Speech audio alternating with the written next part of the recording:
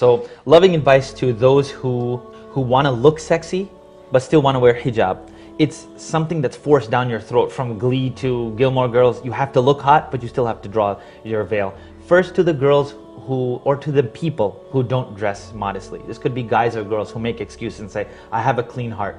For them, it's my suggestion, it's my thought and a caring word. Don't make excuses for what someone else is doing incorrectly. What I say is try it. I gave an example and it shattered a lot of people's comfort levels. But you know the whole Trayvon hood thing? People are wearing hoods. A congressman wore a hood in the assembly and was asked to leave. I encourage young people who need the push. Don't do it for Trayvon, but put a hijab or dress modestly. Stop wearing such tight clothing. And when someone says, hey, you look different, it's like, hey, I'm trying to represent. You could make up a funny excuse, as it's like an analogy. You can be like, oh, it's like the Trayvon thing. I'm just trying to dress confidently. This gives us an excuse to get around, because we worry about what people say. The last and most important thing is, I mean this with all due respect to my sisters, I don't grow up knowing that I'm not growing up saying that it's easy to wear hijab in America. But I am saying this much: if you're going to put the cloak on your head, then match the part.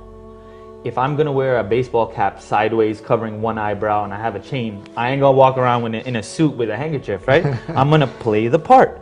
So if you're choosing to make this affectionate connection with your Creator, that this is yours, you look to your Creator and say, this is yours, I'm going to cover it, and when you allow me to meet someone that I love, then I will share that with them.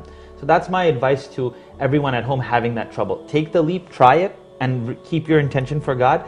And please try to make modesty something more than a cloth on your head. And we all know what that means. The hijab is not the cloth on the head. It's khimar, which is something that comes over your head and covers your neck and your bosoms. And also, it doesn't indicate that you have legs. We're being real, right? Absolutely, we got to keep it real. Men are not, they're not exactly the most beautiful creatures in the world, right? But a woman carries that honor.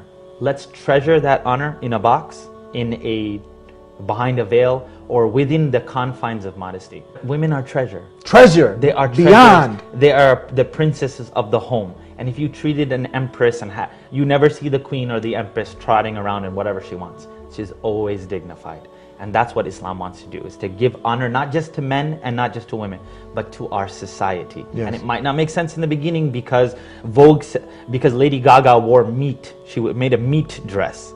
And she said, I don't want to be looked at as a piece of meat. Of course, you're going to stick out. So why not cover? Why not, instead of making these huge statements and wearing meat, why don't we just cover ourselves and treat ourselves like human beings and have interactions up here, not down here?